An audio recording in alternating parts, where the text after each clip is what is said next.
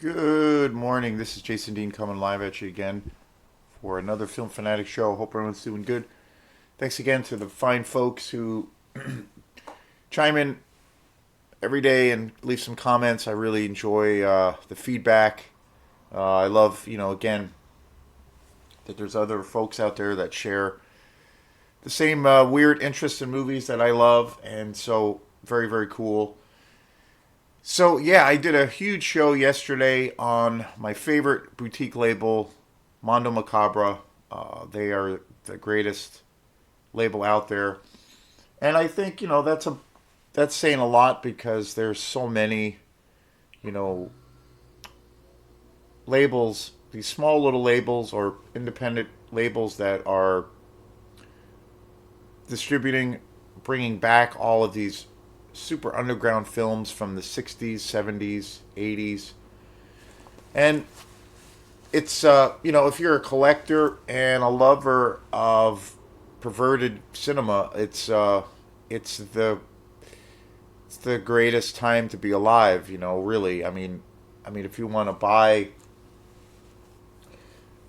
stuff that I mean, for instance, a lot of these films went into they might have had a real limited theatrical release, if that, and when they came out, say in the 70s or whatnot, and then they fell into complete and total obscurity, and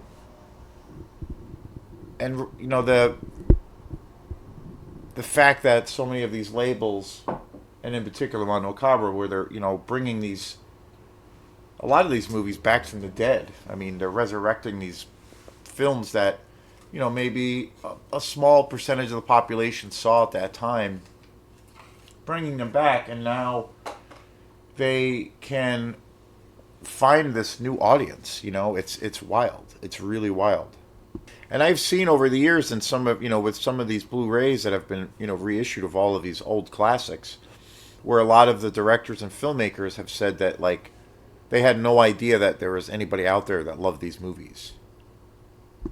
And I've seen it again. I've seen it many times where on some of the special features where they have interviews with different directors of a lot of these exploitation movies, and not just Mondo Macabra editions, but across the spectrum. I mean, again, you have Blue Underground, Severin. I'm considering doing a couple of other shows on some other boutique labels that where I have a lot of their movies. Particularly like Blue Underground, I have quite a few, and Severin, I have quite a few. So I'm thinking about maybe doing some more shows like that.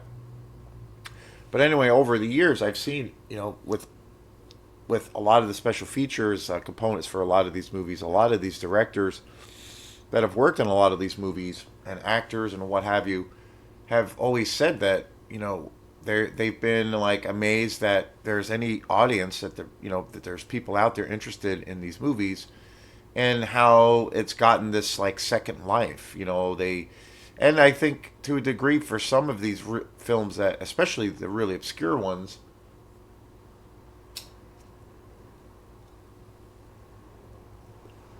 they're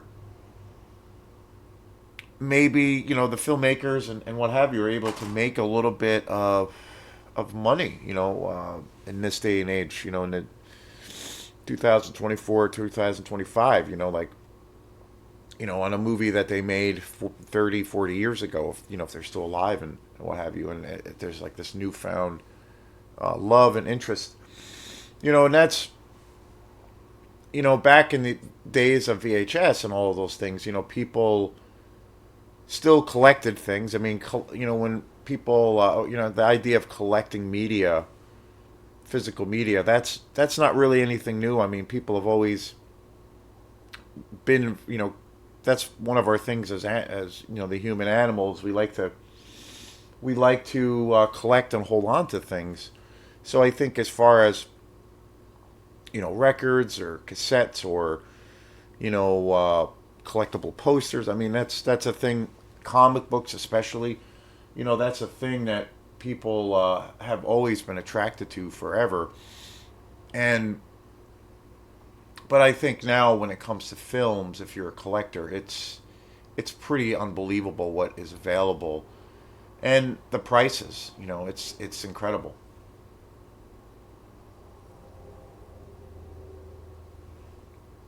One of the biggest things for me, which I finally kind of figured out and fixed this year, was finding storage space. I mean, because yeah, obviously that is a thing that you know probably deters people from buying lots of physical media things. In this case, movies, because after a while, where are you gonna put all of this stuff? One of my best friends, Sean Russell, who I've talked a lot about on this show, who was a one of the main people in my life that got me really into film. He doesn't he lives in a nice apartment. Him and his wife have been living in New York City for over 10 years, and pretty much everything that he does now is streaming or digital, uh, some kind of digital storage. He doesn't have any physical media. He used to do that pretty.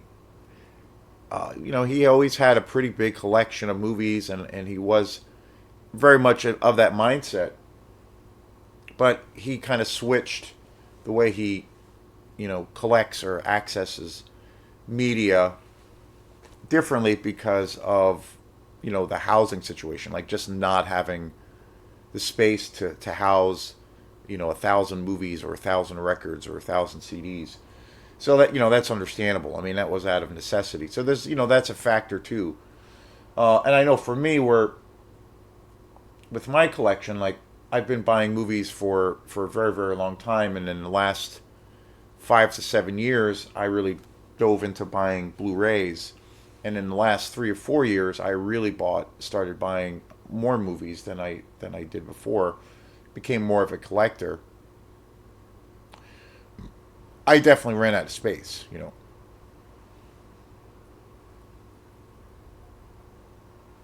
But I got some new shelving around Christmas time, thanks to Santa Claus, and so now everything is situated and organized, which is really awesome. And again, I've been trying to save a little bit of money, and financially things have been pretty tight, so I've been trying to save a little bit of money, but I still buy movies. But I haven't been able to buy as many as I want. I've been having to take breaks. I went this past weekend, which was great. And I know it's a matter of time. Like right now, it's set up pretty well, but I know it's a matter of time until I get backed up again, because it's how I am as far as where I'm going to put all my stuff. But that's okay. That's a good problem to have. So yesterday I did a massive, massive show on Mondo Macabra, and it was a lot of fun because basically I just talked all about my favorite exploitation label, and I also talked a lot about it. But then I showed off. I dug out all of my Mondo Macabra movies that I have. I have pretty good selection, and I'm always seeking out to buy anything with their name on it, because everything I've gotten has been just simply spectacular, really.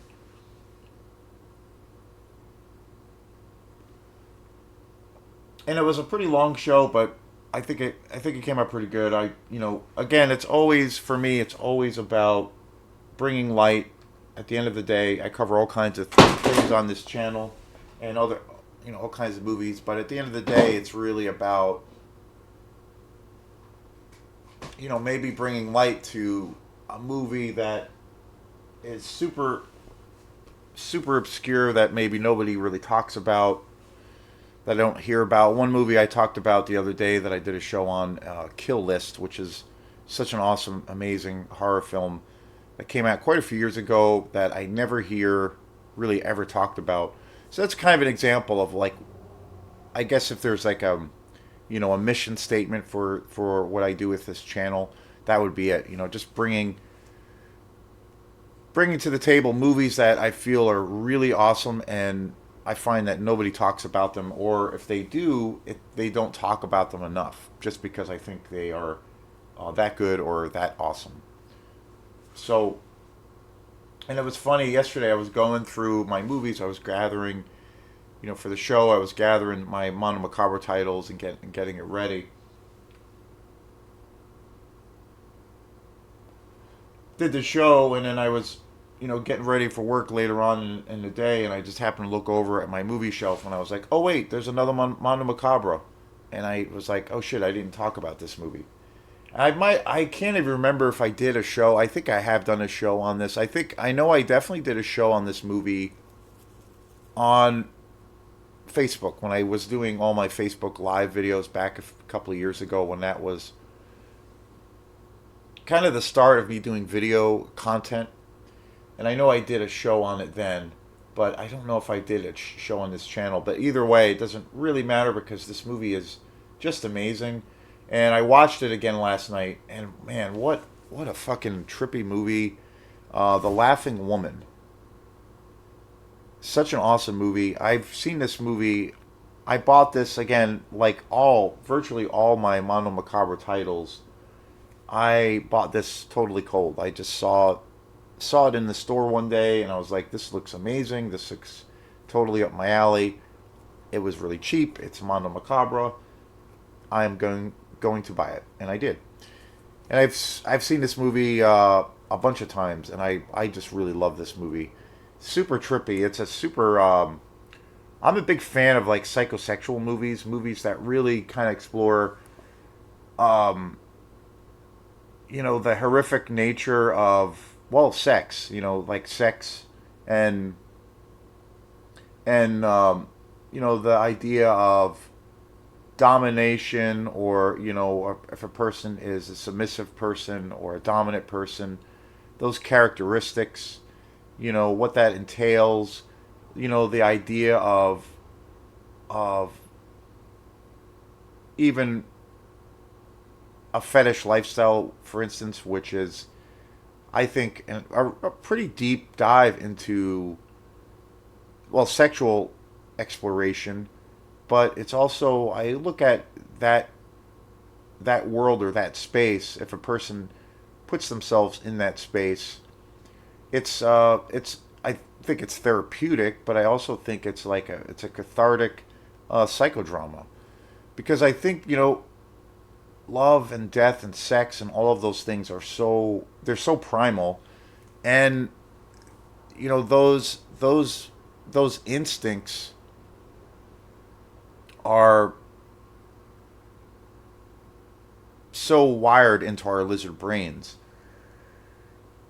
And I think our reaction to a lot of those things are, really a primal thing of where our body, those impulses, we automatically kind of react to those facets. There's not really an intellectual thing around it. And I always think it's really fascinating when you take that deep dive into exploring those taboos. And I think a person can really, you know, like anything, if it's safely done, you can really explore all kinds of things and learn about yourself. And, all of us have various degrees of trauma and hard things that we go through. And there's always things we are are afraid to deal with, or that to a degree we kind of bury them. And so I think a lot of those psychosexual aspects of fetish play and exploring these taboos really helps us to kind of face our fears and to bring us to a to a degree of understanding. So I've always been really attracted to films that really explore that, and this movie does. And it's totally, uh, kind of deranged. This movie's very like psychedelic too. And again, I've seen this movie multiple times. It's actually one. I mean, I love all the Mono Macabre titles, but it's actually one of my favorites. in their whole their whole discography, their whole collection of films. It came out in 1969. It's an old school film. It's also an Italian film, which is very very cool, highly stylized. I mean, I think you could like this movie's got so much there's so many metaphors and symbolism around sex and all of those things that you could analyze this movie to death and get so many different things. There's so much symbolism and metaphorical things, metaphorical things around just general human impulses to a degree. And the story itself is really awesome. It's basically centered around this guy who is, you when you're first introduced to this guy, it's centered around this guy and this girl who end up having this relationship, but on where they end up becoming romantically and sexually involved with each other, in this kind of chance meeting. But it's so highly unusual and so well, kind of deranged, and it things turn out the way it unfolds. You realize you kind of 20 minutes or so into the movie or a half hour into the movie, you kind of perceive that this movie is going to be, essentially, well, a psychosexual thriller, or that the lead character is obviously a psycho killer, and he is, or a serial killer, and he has this history of killing these women and all of these things. But by the third act, there is this huge kind of switch of where this movie is not really what you thought it was going to be. And there's this big switcheroo, which I thought was really cool. It's got one of the best endings, but essentially the story is about this guy and this woman who become lovers, and they meet in this chance kind of setting, and you are given this feeling and indication that this guy is basically a serial killer, and he's like this sexually depraved kind of monster, and he kind of kidnaps and drugs this woman that he ends up having this affair with, and through a series of events, and he basically enslaves this woman, and through a series of all of these situations, they end up kind of developing this affair, and where it kind of takes on to where they almost have this romantic affair where it's like this consenting relationship. But then it goes into it goes into territory which I did not ever see it coming. And it's wild. It's wild. Like it's super trippy. It's kind of got this like very psychedelic vibe to it.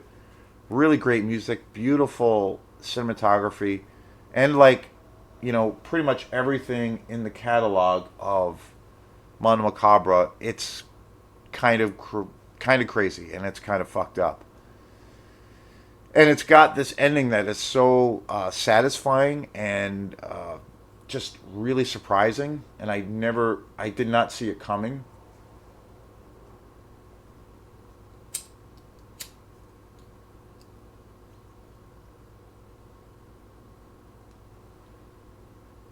Great acting, really great cast. But I love this movie to death. The Screaming Woman, and again, I can't recommend this movie enough. This is one of my favorite titles for Mondo Macabre. Um, it's hard to believe this came out in '69. I mean, I think most of the titles, most of the films that Mondo Macabre put out are movies that couldn't be made today. Couldn't be made today because of, well, kind of the politically correct climate that we live in. It's it's a very strange time that we live in. But I think that this movie especially, is not a movie that could ever be made today because of the twists and turns it takes, the subject matter that it explores. It's really weird because like when it comes to when I talk about those things as far as like movies that I think, you know, especially with Mono Macabre, when I talk about that idea of movies that could not be made today, um, to me it's kind of a shocking thing to think about. I think there are obviously, well, I think a perfect example of it of where a movie does come out and it really does push the envelope and it rattles the cage and it's outrageous and just like balls to the wall. The Substance from Demi Moore, like that movie harkens back to this kind of period of filmmaking, I think, because it really does push the boundaries of the audience. It explores all kinds of like fucked up taboos that the general public, they're aware of these things, but they don't want to talk about them because they are, on the surface they're frightening, but they're only frightening because we don't want to talk about them. But so that does, movies that do push the boundaries still do come out, but it's really, really, I think it's on the, I think it's pretty rare, and especially these movies. I think it's interesting because I've had talks with friends of mine, through the years, or fairly recently, and for the most part, socially or politically, we're kind of on the same page. We're all pretty, like to think of that we're pretty progressive, open minded. We believe and people that should people should be allowed to be who they are, and of course not harming other people in the process or imposing your will on your beliefs on other people. And I think that that is a really fair and just or balanced way or outlook of how to function in a group or in a society. But the thing when I've had this discussion a few times with some of these movies, where because these films do explore taboos, and especially society's mindset at a particular time, where where we have this movies that explore the ugly nature of man, with really horrendous abusive things that happen, sexual abuse, mental abuse, bigotry, racism, sexism, all of these things. And culturally, we can't deny our history. And as awful and as terrifying as those aspects are, we need to accept that and to explore those things and talk about those things. People are capable of doing beautiful things and wondrous things, in the name of science and art, and in certain to capacity acts of compassion to their fellow man. And so the human animal is the most complex, creature on the face of the earth in a lot of ways, because we have this whole gamut of things that we are of things that we're capable of. And there's a thing of where I've talked about it with people with around newer films, where because some of these films explore those darker aspects, they they feel that it is exploiting those attitudes, or championing those attitudes, and they're looking at it as where they are the filmmakers are positioning them in a place, positioning themselves of saying that they condone violence towards women and racism and all of these things. And and where oddly these people that are so-called progressive or forward-thinking people are almost at the end of the day, they almost kind of ironically become pretty conservative in their viewpoints of where they think that these things shouldn't be talked about or explored, or you just have a movie made about them where the characters are kind of terrible people. And these films are entertainment first and foremost, but they some of these films are more serious in nature, of course, and they are going to explore more heavy themes. They're going to take a little bit of a deeper dive into how that person with those kinds of horrendous beliefs functions, of where they are harmful to other people. And all of those things should be explored deeply, and I think they should be talked about, because how can we ever address them if they're not? Uh, and do we want to just go back to sweeping things under the rug? And at the end of the day, they're fucking movies. They're entertainment. It's entertainment. So it's odd. It's a thing that comes up a lot for me around films, and art. Occasionally it comes up, and I'm always kind of like surprised by that. But anyway, I highly recommend this movie, The Laughing Woman, 1969. This Italian exploitation movie. It's amazing. It's one of my favorite Mondo Macabre titles, and again, can't recommend enough. And just anybody out there, just if you come across a Mondo Macabre title, snag that bad boy up. You will not be disappointed. So thanks again, and we will see you next time. Peace.